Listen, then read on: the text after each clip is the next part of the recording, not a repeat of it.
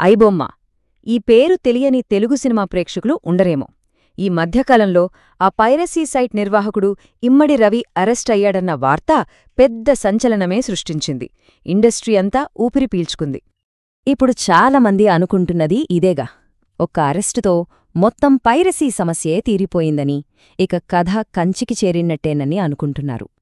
కాని అస్సలు కథ ఇక్కడే మొదలవుతుంది.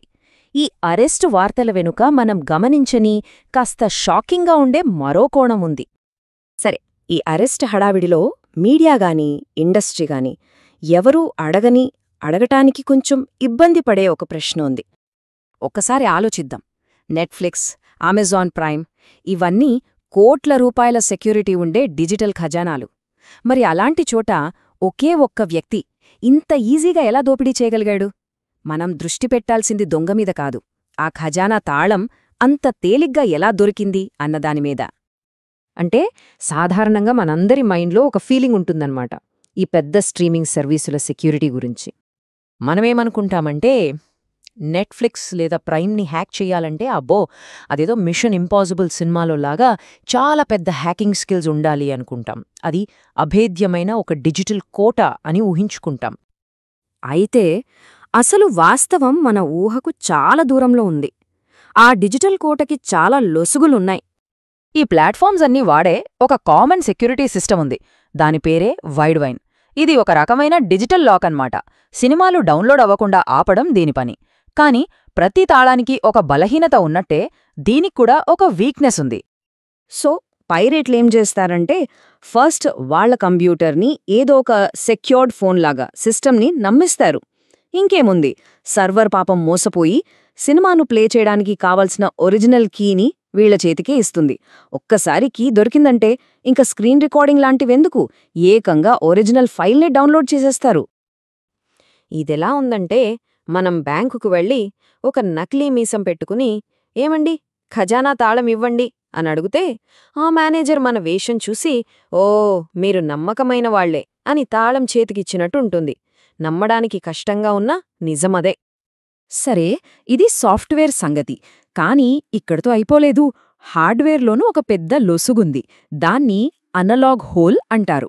అంటే సింపుల్గా చెప్పాలంటే, సినిమా మన టీవీలో ప్లే అవ్వాలంటే సిగ్నల్ ఒక హెచ్డిఎంఐ కేబుల్ ద్వారా వెళ్ళాలి కదా. అసలు మ్యాటర్ అంతా ఆ కేబుల్ దగ్గరే ఉంది. మరి ఈ హార్డ్వేర్ హ్యాక్కి ఎంత ఖర్చవుతుందో తెలుసా? లక్షలు, కోట్లు కాదు, కేవలం $20. అవును, మీరు విన్నది కరెక్టే. సుమారు 1600 రూపాయల ఖర్చుతో కోట్ల రూపాయల విలువైన సినిమాను పైరసీ చేసేయొచ్చు. ఈ పైరేట్లు ఏం చేస్తారంటే, ఆ చవకైన పరికరాన్ని స్ట్రీమింగ్ బాక్స్కి, కంప్యూటర్కి మధ్యలో కనెక్ట్ చేస్తారు. వీడియో సిగ్నల్ ఆ డివైస్ గుండా వెళ్తున్నప్పుడు అది కాపీరైట్ ప్రొటెక్షన్ని పూర్తిగా తీసేస్తుంది. ఇకంతే, వచ్చేది పక్కా ఒరిజినల్ క్వాలిటీతో క్లీన్ వీడియో. సో చూశారుగా, మనమేదో మిషన్ ఇంపాసిబుల్ రేంజ్ దోపిడీ అని ఊహించుకుంటే అసలక్కడ జరిగేది ఒక సింపుల్ సాఫ్ట్వేర్ ట్రిక్, ఇంకా ఒక $20 కేబుల్ కథ. అపోహకి వాస్తవానికి ఉన్న తేడా ఇంతే. సరే, ఇదంతా బాగానే ఉంది. కాని ఈ ఐబొమ్మ అరెస్ట్ కథ నుంచి మనం నేర్చుకోవాల్సిన అసలు పాఠమేంటి? అసలు సమస్య ఎక్కడుంది? ఇక్కడ మనం గుర్తుంచుకోవాల్సిన విషయం ఒకటుంది. రవిని అరెస్ట్ చేయటమనేది జ్వరమొస్తే టాబ్లెట్ వేసుకోవటం లాంటిది. అది తాత్కాలికంగా జ్వరాన్ని తగ్గిస్తుందేమో కాని లోపలున్న అసలు రోగాన్ని నయం చేయదు. అసలు సమస్య వ్యక్తి కాదు, వ్యవస్థ.